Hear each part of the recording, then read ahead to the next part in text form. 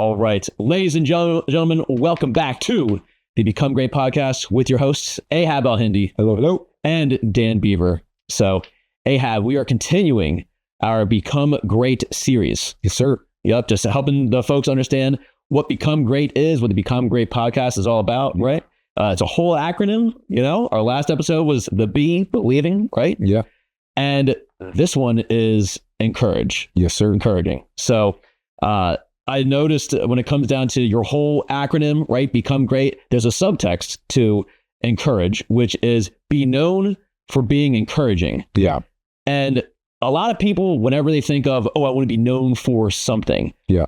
I've never heard of anyone say, I want to be known for being encouraging. You've heard of somebody saying it. Well, probably someone. There's probably someone out there, right? But people think of a lot of other things, right? I want to be known for being rich, right? I want to be known for being very muscular, right? Sure. I want to be known for being popular, stuff like that. Yeah. Rarely, let's just say that. Rarely have I ever heard anyone say, I want to be known for being encouraging. So why would we want to be known for being encouraging? Yeah, my goal is to be the most encouraging person in any room that I go into. If you think about it, right? Like, opportunities, like if I ask people, like, where do opportunities come from?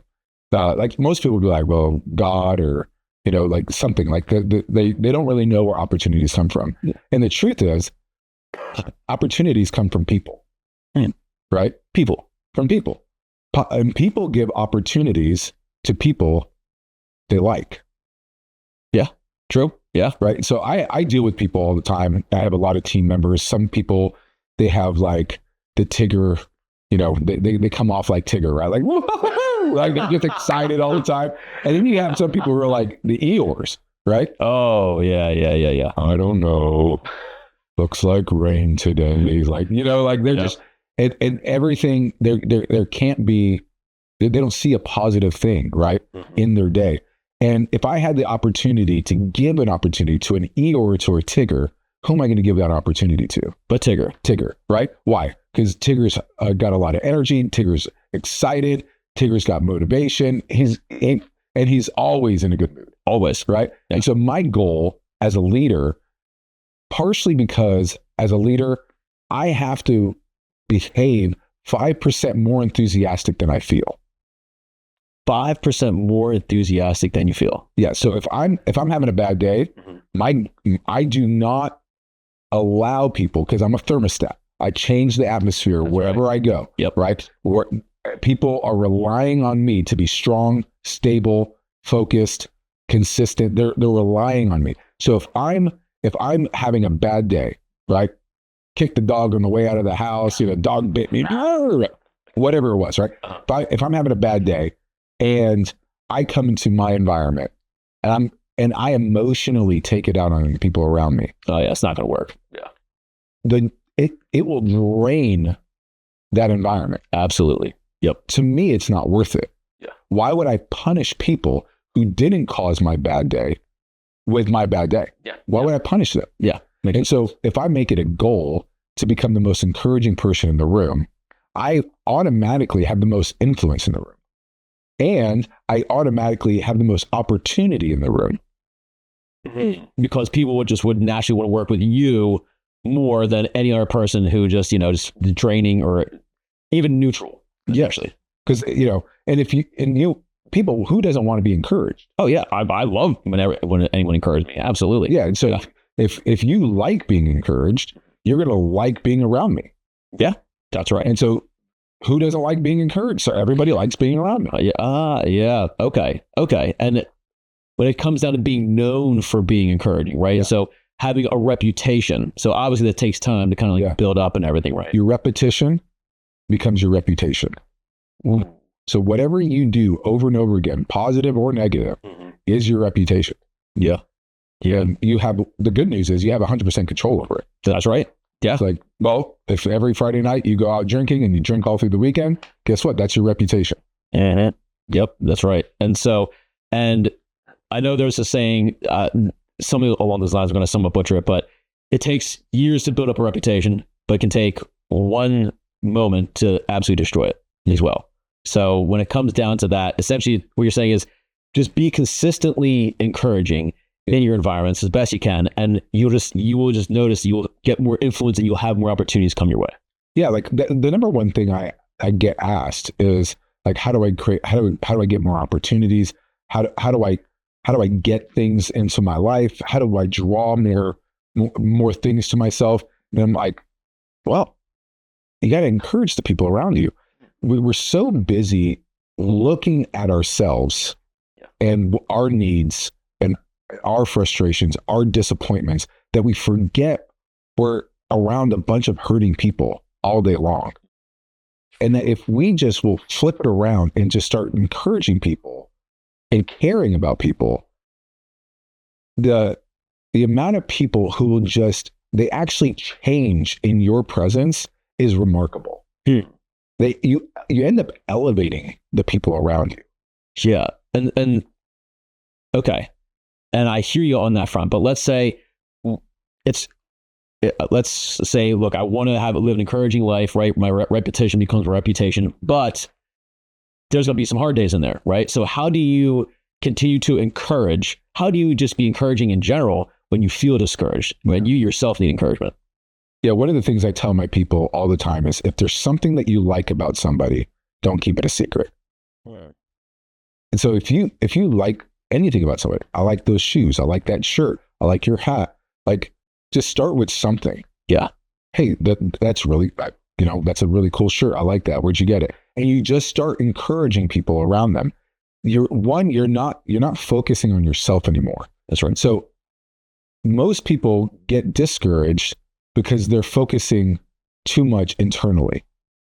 Okay. Right? They're looking at their own weaknesses, at their own struggles. I feel like I get this, I can't do that right.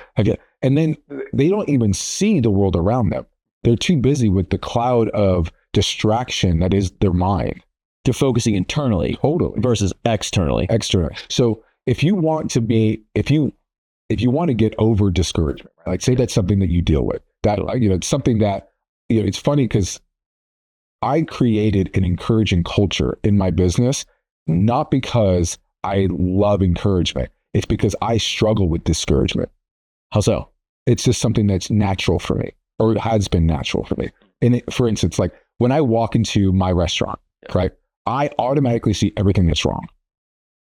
I see every single detail. Nothing misses my sight, right? When I look at my profit and loss statements, I don't look at the positives, the things that are going well. My eyes automatically draw to the negative. And so I've had to train myself to encourage myself. Yeah. And so how do I do that? Yeah. Right. So the thing that I do is I go on encouragement rampages whenever I'm in a discouraging moment. Give me an example of that. What do you mean? I will just start going off encouraging every single person that I see. So if you ever see me and I'm just like, man, this is so great. Oh, you have such a great smile. Oh, your hair is so beautiful. I love those earrings. I'm actually feeling discouraged, and I'm pulling myself out of that discouragement. Gotcha. So if there's ever a day when I see you and you just overly compliment me or encourage me more than usual, then I'm like, I should ask you what's going on, because it sounds like it is a part of my mechanism. I know that this will get me out of that. That will get you. Okay. And so I will go on a rampage encouraging everybody that I see. And here's the crazy part. It's so encouraging, mm-hmm. and it is not, and I'm so rarely discouraged because I have trained my brain to look for things to encourage. Because it's no longer something that I'm like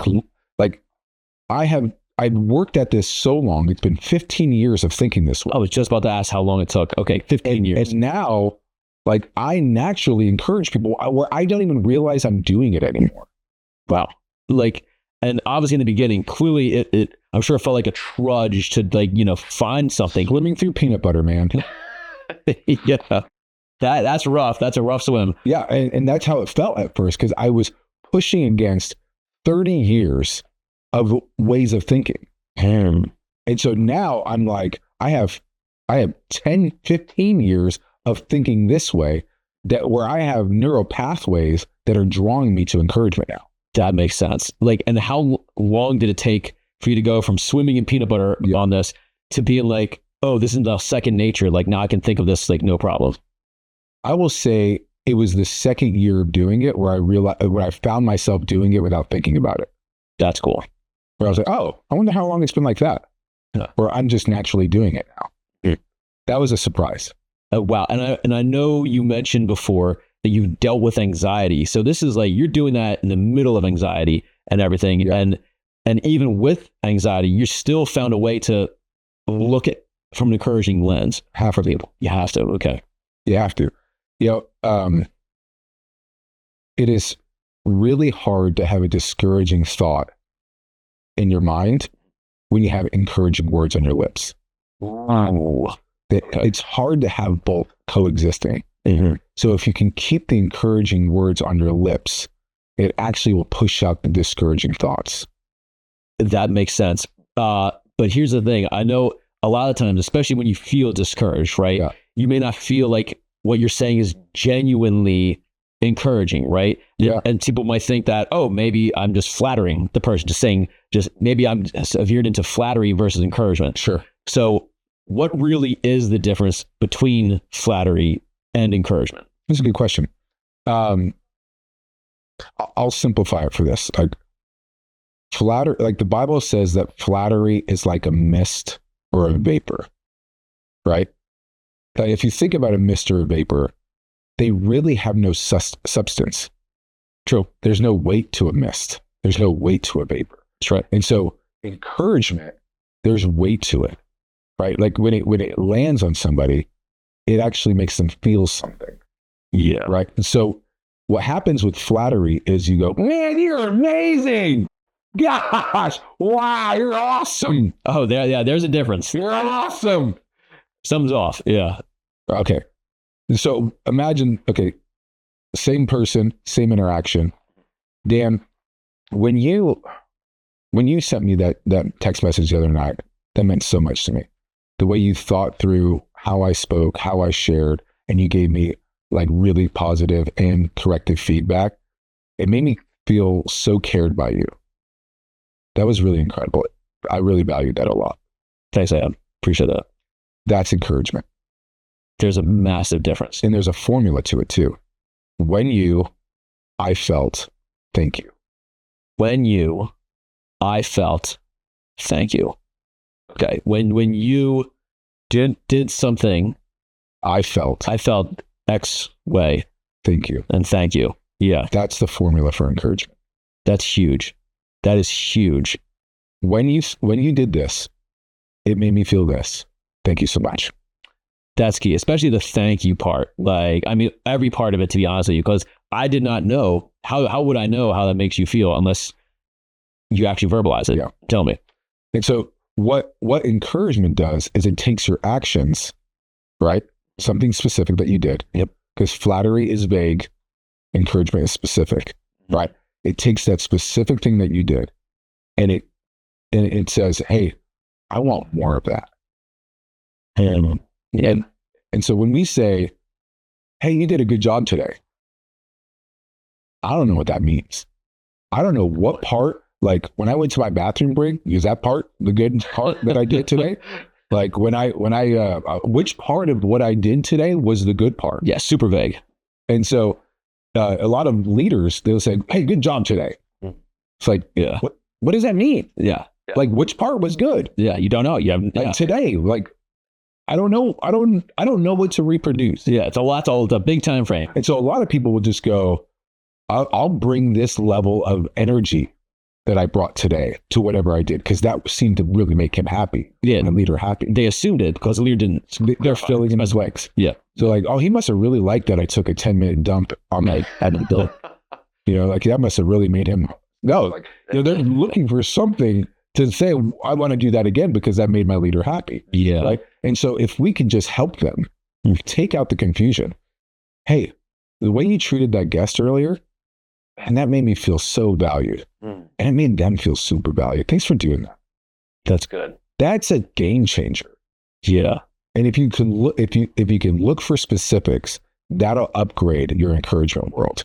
That's huge because it also essentially tells the person, I see you. I see you. I see what you did, And I value that. Yeah. It's going back kind of like to like the beginning, and even like last podcast, our last episode, about like valuing the person.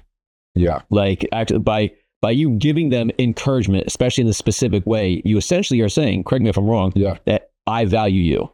Yeah. And like, say that person wanted to do that thing again, right? Like, we had a guy, he ran through the parking lot because he forgot to put some sauces in their bag, right? Like, just like, hey, when you ran through the parking lot, I felt so valued. Like, you care about our core values, you care about our order accuracy.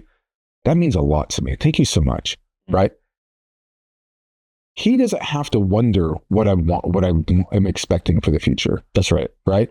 And so I'm also giving him I'm giving him courage to do that thing again next time.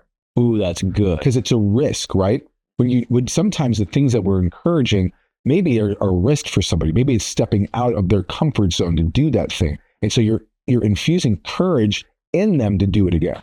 Yeah, because that person did not know if this even would be acceptable till you say, hey, I love that. Yeah. Thank you. And that gives them the green light to continue to do that going forward. Yeah, we don't want to miss it in the first place, but miss it, fix it. So absolutely. That makes sense. Okay. And so when it comes down to that, right, as long as we keep doing that, a repetition becomes a reputation, right? And being known for being encouraging, obviously, that's going to affect other people around you, right? And I know you touched in the prior episode about, being the thermostat. Yeah. So it sounds like part of that thermostat is just for being known for this, cultivating this even in the midst of feeling discouraged. Yeah. Like, just keep on showing up and actually just keep on encouraging, even if you're like, look, I don't know, I'm swimming through peanut butter, right? Like, this is rough. But if I can just find one thing to encourage someone with, specifically target them, like, you did this, I felt this, thank you. I remember my first year in business. I had a team member that I inherited, and he wouldn't wear the uniform. He wouldn't do our systems. He wouldn't do anything that we wanted. I was just like, I was like, man, every interaction I have with this guy is correction. Like, I'm like, I need to find something to encourage him about, because like, I feel like I can't be me with him. Right. It's rough. And so like, I remember the day I was just like, hey, I really like your hair. It's a nice haircut you got. And I just remember like digging deep and looking for something, because I ended up having to let him go because he wouldn't do what we were looking for. And not everybody's a good fit in business. Right. But I didn't want him to think I didn't like him. Yeah. Because I do believe in everybody that comes around me, but not everybody is in a stage that I can develop them, right? Or they're not ready to receive, or they're timing. The timing. And so I'm always looking for opportunities to encourage. And it's really important, because like if I'm looking for additional opportunities in my life, then I want to be someone who's likable. I want to be a Tigger, not an Eeyore. And this is a part of that, of like helping people.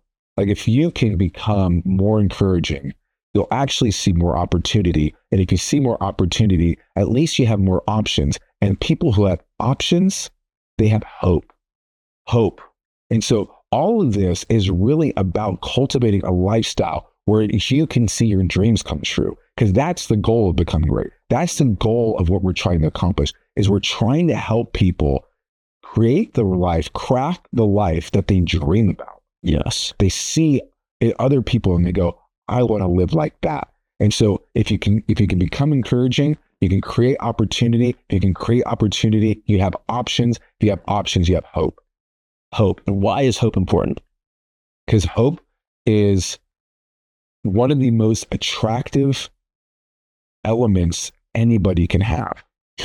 Yes, to be hopeful.